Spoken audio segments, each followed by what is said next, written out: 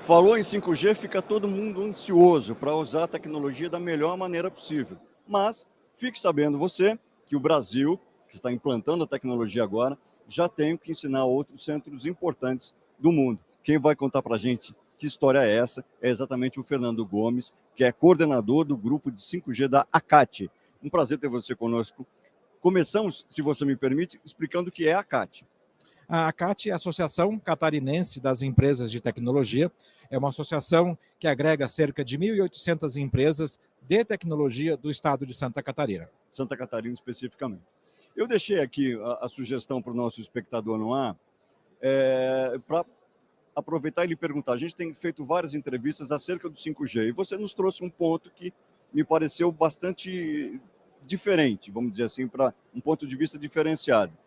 O que é que a gente tem que os outros países não têm, ou em boa medida não têm, que a gente pode ensinar em termos do próprio 5G que começa a ser implantado agora no Brasil? Ok, Guto, acho que a pergunta é bastante interessante. Vale ressaltar que o processo do 5G aqui no Brasil começou há muito tempo, mas teve efetivamente o leilão do 5G ocorrido no início de novembro do ano passado. E esse leilão trouxe uma característica, dentre outras, muito interessante. O leilão obrigava as empresas vencedoras dos lotes das frequências que usarão o 5G a implementarem a última versão disponível do 5G, o release 16. Já estamos no 18, mas começamos com o 16, que efetivamente traz as novas características, as novas funcionalidades que o 5G tanto fala por aí. São três, principalmente. É uma banda larga avançada, esse é um dos pilares. O segundo é uma densidade, é a possibilidade de conectar milhões de dispositivos por quilômetro quadrado, ao invés dos milhares que o 4G permite. E um terceiro ponto, e eu diria um dos mais importantes, é a resiliência da rede. Ou seja, é a capacidade que a rede tem de ter uma latência, um tempo de resposta muito pequeno, ao mesmo tempo de uma alta disponibilidade, é uma rede confiável. Então, o 5G, ele é uma grande ruptura em cima daquilo que já existia, justamente por essas três características, esses três pilares. Bom, dito isso, o momento em que o Brasil determinou a adoção do 5G standalone puro aqui no Brasil, colocou-nos numa posição de vanguarda em relação a outros países do mundo. E apesar de termos começado cerca de 2 anos depois de países como Coreia do Sul, China ou mesmo Estados Unidos, esses países até pela não disponibilidade dessa norma no momento da implementação, não a utilizaram. Então, o 5G que é utilizado nesses países, ele não traz muitos diferenciais em relação ao 4G.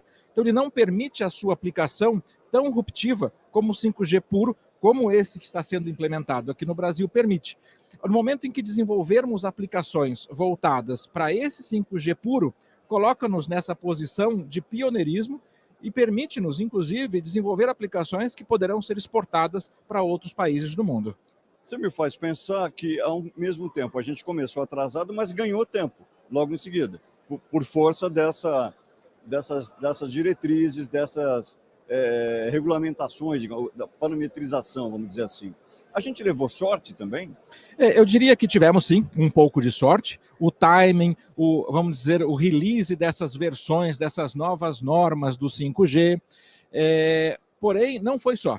Eu acredito que também houve uma estratégia muito acertada dos órgãos reguladores, Ministério das Comunicações, Anatel, ao definir que a implementação do 5G no Brasil obrigatoriamente seria com o 5G puro, com o 5G standalone. Uhum. Ou seja, em quanto tempo você estima? Primeiro, eu quero saber do calendário que está aí no fundinho da sua cabeça para implantação e funcionamento da tecnologia a contento, a bom termo, para o mais amplo possível leque de usuários. E esse processo em continuando, que deve evidentemente continuar, se o Brasil consegue manter esse pioneirismo que você fez menção. Eu acredito que sim.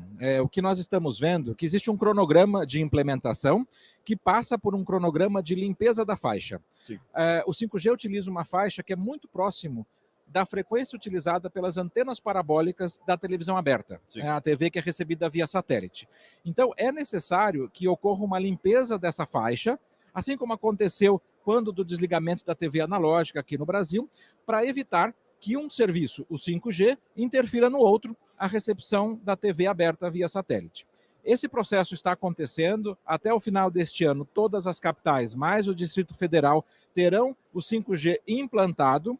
E a entidade, a SIGA Antenado, que foi criada por determinação da Anatel para executar essas ações, tem as obrigações de, por exemplo, até final de janeiro do ano que vem, ter este espectro limpo nas cidades com mais de 500 mil habitantes e até junho nas cidades acima de 200 mil habitantes.